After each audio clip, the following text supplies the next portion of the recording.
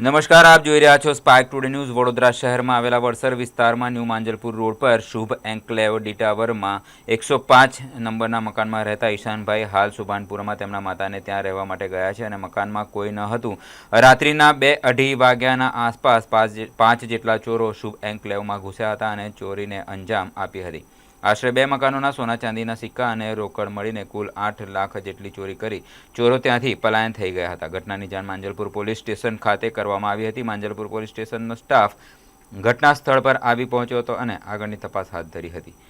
પરિવારનું કહેવું છે કે વડોદરા શહેર પોલીસ હવે વહેલી તકે આ ચોરોને પકડે તેમની સોના ચાંદીની વસ્તુઓ જે તેમને મહેનત કરીને અને નિશાની સ્વરૂપે વસાવેલી હતી તે તેમને મેળવી આપે અને આ બેફામ બનેલા ચોરો પર કડકમાં કડક કાર્યવાહી કરવામાં આવે। હા, મારું નામ ઈશાન નામદેવ છે અને હું જે રહું છું ડી ટાવર 105 શુભ એન્કલેવ વડસર રોડ પર સોસાયટી આવેલી છે અને લગભગ 5 ચોરો એ રાતના 2:30ના સમયના ગાળામાં સોસાયટીના અંદર ગેટની પાછળ દિવાલ હતી ત્યાંથી એન્ટ્રી કરી અને ત્યાંથી અંદર આવ્યા હતા અને તેમને પહેલા માળ પર આવેલું અમારા ઘરના અંદર બહાર લોક લાગેલું હતું એ લોકને તોડી અને પછી ચોરો ઘરના અંદર પ્રવેશ્યા હતા।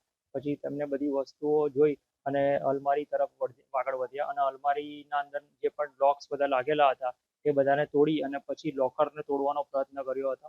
ત્યારબાદ એમને લોકર બી તોડી અને લોકરમાં મૂકેલી સોના અને ચાંદીની વસ્તુઓની ચોરી કરેલી હતી, જેના અંદર સોનાની ચેન હતી, પછી બેબીના ચાંદીના કડા હતા, પછી વીંટી અને બીજા ચાંદીના સિક્કા અને 60 થી 70 હજાર રૂપિયા રોકડા હતા, જેની ચોરી એમને કરેલી છે।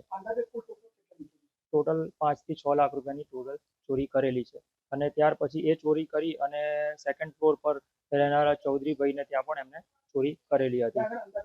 ત્યાંથી 2 લાખ રૂપિયાની આજુબાજુની ગણતરીમાં ચોરી કરેલી છે એવી માહિતી મળેલી છે। મને સવારે 8:30 વાગે હું જ્યારે ઘરે આવ્યો ત્યારે ખ્યાલ આવ્યો કે સોસાયટીમાં ચોરી થયેલી છે બીજા માળ પર અને ત્યાર પછી જોયું તો ઘરે અમારા ત્યાં પણ ચોરી થઈ હતી એટલે તરત અમે કમિટી મેમ્બરોને બોલાવ્યા અને કમિટી મેમ્બરોના સપોર્ટથી ઘર જ્યારે ઓપન કર્યું તો ઘરના અંદર બધો સામાન વેરવિખેર થયેલો હતો અને એના પરથી ધ્યાન આવ્યું કે અહીંયા પણ ચોરી થયેલી છે એટલે તરત અમે 8:30 થી 9ના સમયગાળામાં પોલીસને જાણ કરતા જ પોલીસની ટીમ 10 થી 15 મિનિટમાં આવી હતી અને તરત એમને એક્શન લીધું હતું। એટલે હું એમના આ એક્શન બદલ આભાર માનું છું અને મારી આમાં સમગ્ર ફેમિલીની એવી ઈચ્છા છે કે પોલીસ આ કેસના અંદર તાત્કાલિક ધોરણે કાર્યવાહી કરે અને જલ્દીમાં જલ્દી ચોરોને પકડે અને જે પણ ખોવાયેલી ચોરીની મત્તા છે એ પાછી મળે એવી વિનંતી કરું છું।